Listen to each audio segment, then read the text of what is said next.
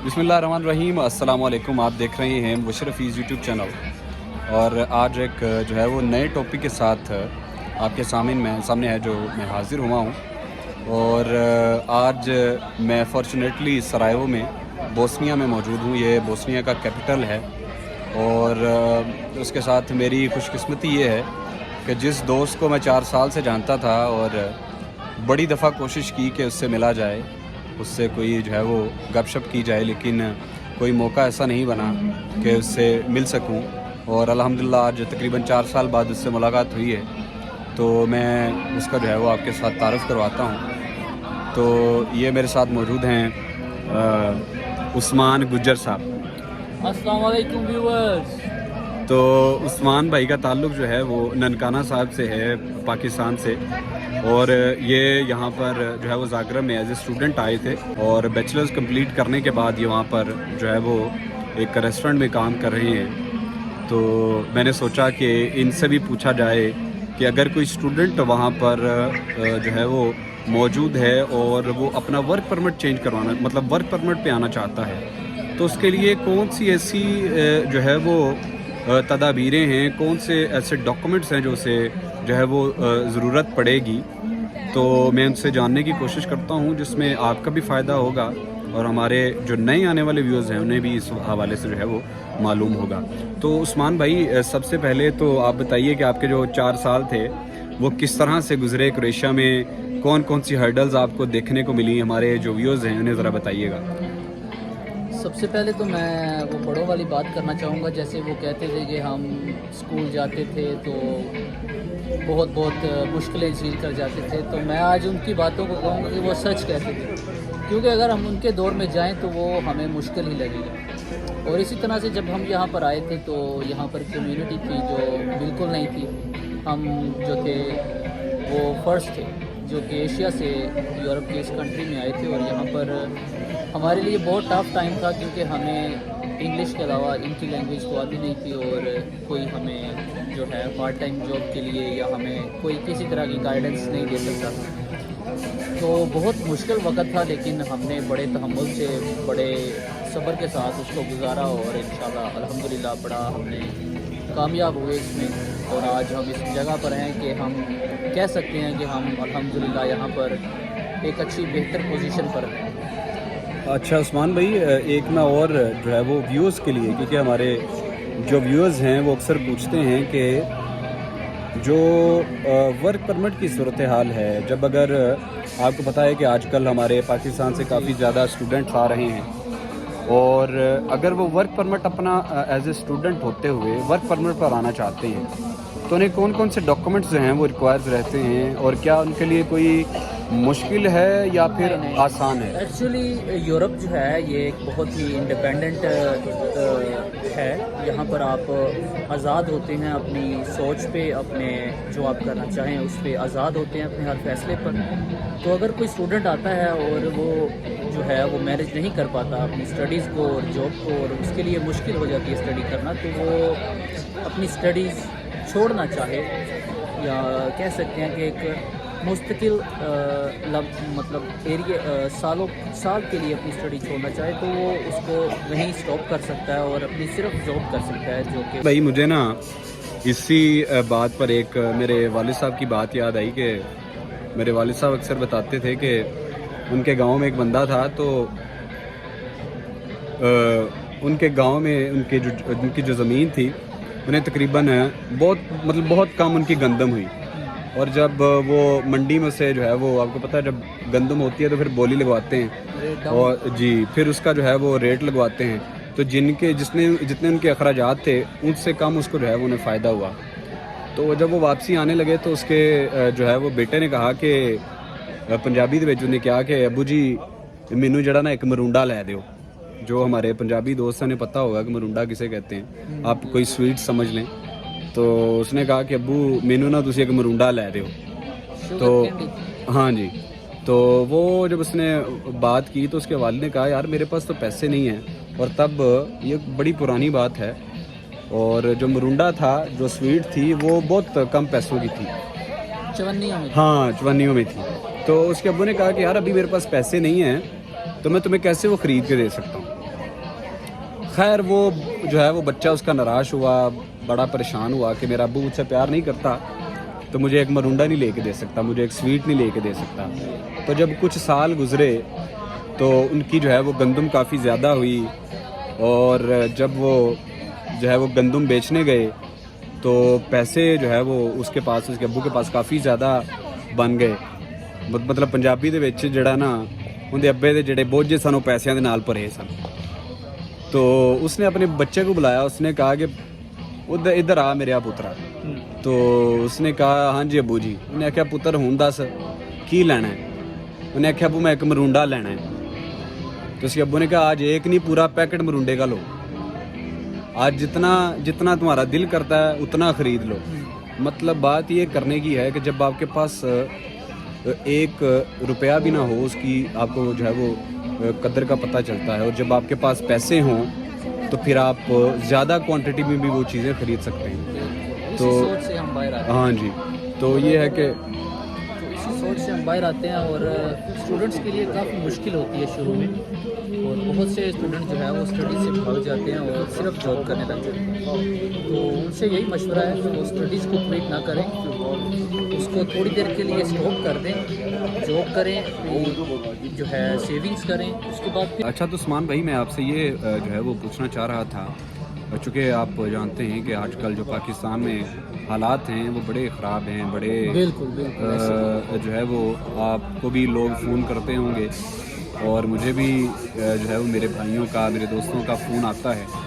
वो चाहते हैं कि उन्हें कुछ ऐसा तरीक़ाकार बताया जाए कि जिससे वो एजेंट्स के जो है वो एजेंट्स का जो चुंगल है, आपको पता है कि उन्होंने एक ट्रैप बनाया हुआ है, वो उससे भी निकल सकें और बआसानी यहाँ पर आ सकें। सिर्फ फ़ोन ही नहीं करते, अक्सर तो मेरे वालिद साहब को जानते हैं, और उनसे कांटेक्ट करके उनको कहते हैं कि आप एडवांस पकड़ें। तो मैं कहता हूँ भाई आप किसी को पैसे क्यों देते हो?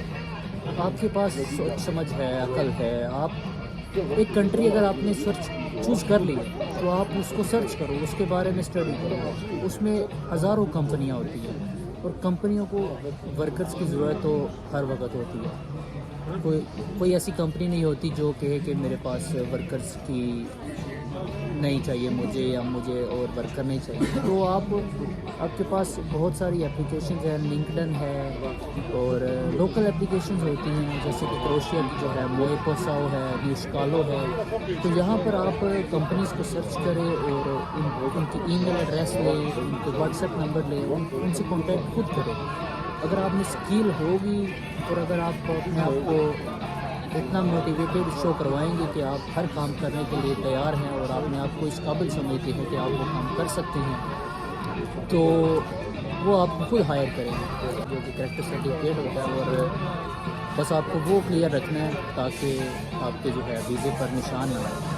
तो उसके अलावा आपको जो चाहिए होता है वो कंपनी की तरफ से एक परमिट चाहिए होता है। वो जब आपका अगर फ़ाइनल कर लेते हैं, आपको अपने डॉक्यूमेंट्स देते हैं, वो पुलिस से आपका परमिट निकलवा लेते हैं। तो उसके बाद सिर्फ एक मरहला रह जाता है, ये थोड़ा सा टफ है कि आपको ईरान जाना पड़ता है। अच्छा तो उस्मान भाई मेरे ज़हन में एक सवाल आया कि काइंडली ये क्लियर कीजिएगा कि ज़ागरब में, क्योंकि मैं स्क्रिप्ट के बारे में तो जो है वो लोगों को आगाह कर चुका हूँ अपने यूट्यूब चैनल के ज़रिए, तो आप काइंडली हमें ये मालूमात दीजिएगा कि आप चूँकि ज़ागरब में काफ़ी देर से मुकीम हैं और आपको काफ़ी ज़्यादा जो है वो चीज़ों का पता भी है, और आप बहुत सारी जो है वो शेंजन कंट्रीज़ में भी ट्रैवल कर चुके हैं जी।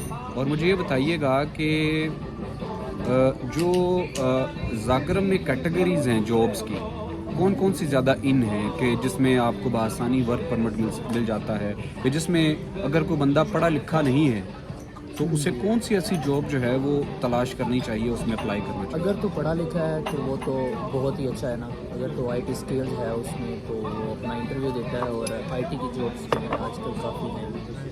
तो उसके अलावा अगर है कोई जो अनएजुकेटेड है या मैट्रिक या FSC तक की उसकी स्टडीज़ है, तो उसके लिए भी बहुत से ऑप्शंस हैं। और देखिए जब आप बाहर आ जाते हैं तो डजेंट मैटर कि आप कौन सी जॉब कर रहे हैं, जो आपका मेन मकसद होता है वो है अर्निंग। तो अगर आप अच्छा मैं यहाँ पर आपसे इख्तलाफ करूँगा कि जब आप ये बात करते हैं कि आपका मकसद अर्निंग है, तो लोग इस चीज़ का जो है वो एक और मतलब निकालते हैं। चूँकि मेरा मानना ये है कि आप अर्निंग के साथ साथ अपनी इज़्ज़त भी कमाते हैं, कि अगर आप अर्निंग की तरफ जाते हैं तो बाज़ औक़ात आप इस तरह के कामों में पड़ जाते हैं कि जिसमें आपको अपनी इज़्ज़त बचाना जो है वो बड़ा मुश्किल सा रहता है, क्योंकि आपको पता है कि यूरोप का लाइफस्टाइल ऐसा है कि जिसमें अगर आप अर्निंग के पीछे जाते हैं तो आप बहुत सारी चीज़ें खो देते हैं जिसका अज़ाला जो है वो अपनी सारी उम्र नहीं कर सकते। मेरा ये कहने का बिल्कुल ये मतलब नहीं है कि आप अपनी इज़्ज़त को पीछे छोड़ दें। इज़्ज़त जो है वो सबसे पहले, और यहाँ पर आपके यूरोप जो है पाकिस्तान से बिल्कुल डिफरेंट है। वहाँ पर छोटे से छोटे काम करने वाले को हम बुरी नज़र से देखते हैं, और यहाँ पे जितना आप नीचे लेवल पर जाएंगे उतनी ही इज़्ज़त ज़्यादा मिलेगी आपको। और बनिस्बत सैलरीज देखा जाए तो हमारे पाकिस्तान में कंस्ट्रक्शन वर्कर्स की सैलरी जो है वो बमुश्किल अपना महीना गुजार पाते हैं, और यहाँ पर जो है वर्कर्स, कंस्ट्रक्शन वर्कर्स जो है वो ऑफिस वर्कर से ज़्यादा सैलरीज ले रहे हैं, और ये डिफरेंस है यहाँ पर। मतलब अगर आप रेस्टोरेंट में एज ए असिस्टेंट मैनेजर जो है वो काम करते हैं, तो अगर आपकी 1000 यूरो या 1200 यूरो सैलरी है तो as compare to construction worker आपकी सैलरी कम है, वो 1700-1800 यूरो कमा लेता है, जिसकी तालीम, जिसकी एजुकेशन उतनी नहीं है कि जितनी आपकी है। तो आप ये कहना चाह रहे हैं कि जो कंस्ट्रक्शन वर्कर्स हैं यहाँ पे स्टडी जो है चले मैटर करती है, लेकिन अगर आप अर्निंग सोर्सेज में देखें तो वो वहाँ पर आपकी स्टडीज़ बिल्कुल मैटर नहीं करती। हाँ, ये होता है कि थोड़ा सा आपको फिज़िकल काम करना पड़ता है, वो जो होता है वो मेंटल काम करता है, और थकते दोनों तरफ से ही है। आप ये नहीं कह सकते कि वो इंजॉय कर रहा है। ज़ाहिर है फिज़िकल काम और मेंटल काम दोनों अपनी अपनी जगह पर है, तो आप किसी को भी गलत नहीं कह सकते और किसी को भी ये नहीं कह सकते कि वो। अच्छा उस्मान भाई, मैं एक और बात इसमें आपसे पूछना चाहता हूँ कि जैसे हमने एक टॉपिक स्टार्ट किया है, मैं आपसे एक और चीज़ पूछना चाहता हूँ कि आप चूँकि यहाँ पर लीगल 4 साल से क्रोएशिया में रह रहे हैं, तो चूँकि हमारा मकसद भी यही है कि लोगों को ये बताया जाए कि जो इलीगल जो माइग्रेंट्स यहाँ पर आते हैं, जो इलीगल यहाँ पर माइग्रेट करते हैं, उनमें और जो लीगल जो ज़िंदगी है यूरोप में, उसमें और माइग्रेशन में क्या फ़र्क है? जो इलीगल जो इमिग्रेंट्स हैं, इलीगल और इमिग्रेंट में बहुत आसमान ज़मीन आसमान का फ़र्क है। अब यकीन करें, मैं रिसेंटली इटली गया था और मैंने देखा वहाँ पे कि रेलवे स्टेशन के बाहर जो है वो जो इलीगल जाते हैं वो बाहर सो रहे हैं रेलवे स्टेशन के बाहर रोड पर।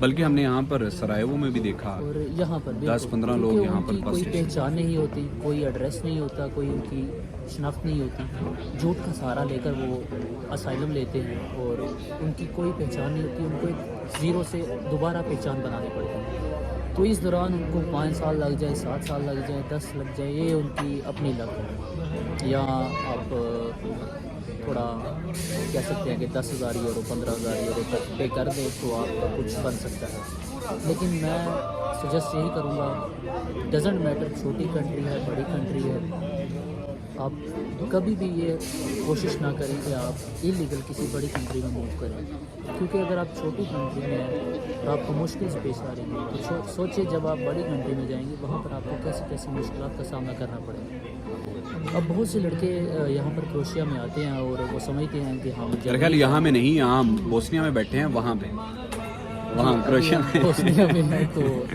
क्रोएशिया में बहुत से लोग आते हैं और वहाँ से जर्मनी और फ्रांस और स्पेन वगैरह निकलते हैं कि हम वहाँ जाकर पेपर अप्लाई करेंगे और वहाँ पर सेटल होंगे। किसी तरह से देखा जाए तो उनकी भी एक सोच अच्छी है, लेकिन इलीगल मूव करना ये बिल्कुल भी अच्छी बात नहीं है। इसमें आपको बहुत टाइम भी लगता है और एक तो आप पाकिस्तान अपनी कंट्री का इमेज ख़राब कर रहे हैं। तो यहाँ पर हम अगर किसी कंट्री में ट्रैवल करने जाते हैं तो उनसे पहला सवाल उनका होता है कि पाकिस्तान में क्या प्रॉब्लम है, जंग है, क्या मसला है।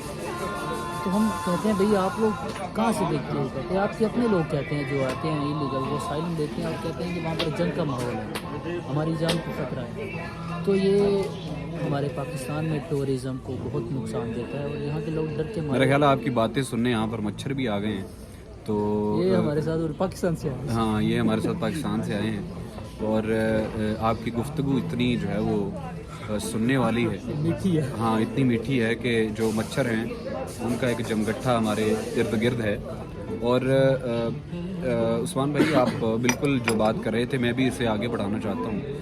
میرا ماننا یہ ہے کہ میں اپنا بھی ایکسپیرینس تھوڑا سا جو ہے اس میں ایڈ کرنا چاہتا ہوں کہ جو اب آپ دیکھیں کہ ہم کروشیا سے یہاں پر بوسنیا میں آئے تو ہمیں ایک جو ہے وہ ایک پراؤڈ فیل ہوتا ہے جب آپ لیگل کہیں ٹریول کرتے ہیں تو آپ کو ایک پراؤڈ فیل ہوتا ہے کہ آپ دیکھیے کہ آپ ایک کنٹری سے دوسری کنٹری جا رہے ہیں اور آپ کو باعزت طریقے سے جو ہے وہ دوسری کنٹری جانے کا جو ہے وہ شرف حاصل ہوتا ہے. لیکن جب آپ یہاں پر آپ کے پاس پیپرز ہیں, آپ یورپین کنٹری میں موجود ہیں اور آپ کے پاس سارے لیگل ڈاکومنٹس ہیں تو آپ کو بڑے ایک اچھے طریقے سے ٹریٹ کیا جاتا ہے. تو جب آپ یہ چیزیں دیکھتے ہیں تو آپ کو ایک جو ہے وہ ایک بڑی اچھی فیلنگز آتی. تو یہ ساری باتیں بتانے کا مقصد یہی ہے کہ ہم جو لیگل ویز ہیں اسے پروموٹ کریں. بہت شکریہ جی عثمان بھائی, اور بڑا اچھا لگا آپ سے کافی دیر بعد مل کر.